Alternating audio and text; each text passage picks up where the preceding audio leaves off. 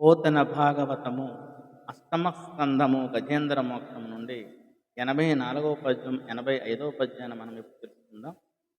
మునిపతి నవమానించిన ఘనుడింద్రజుమ్న విపుడు గౌంజరయోనింజననం బందెను విప్రులగని అవమానింపతగదు ఘనపుణ్యులకున్.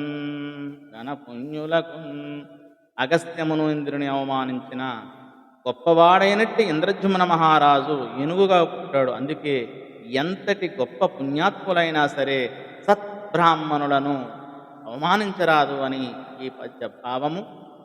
మరొక పద్యం చూద్దాం. కరినాథుడయ్యినాతడు కరులైరి భటాదులెల్ల గజముగనయ్యున్ హరిచరణ సేవకతమున కరివరుణకు అధిక ముక్తి కలిగే మహాత్మా. ఓ రాజేంద్ర, ఇంద్రజుమ్నుడు గజేంద్రుడిగా పుట్టాడు. అతని భటులందరూ ఏనుగులుగా పుట్టారు. ఏనుగుగా పుట్టినా కూడా అతనికి విష్ణుభక్తి వల్ల గొప్పదైన ముక్తి లభించింది అని ఈ పద్య భావము. ధన్యవాదము.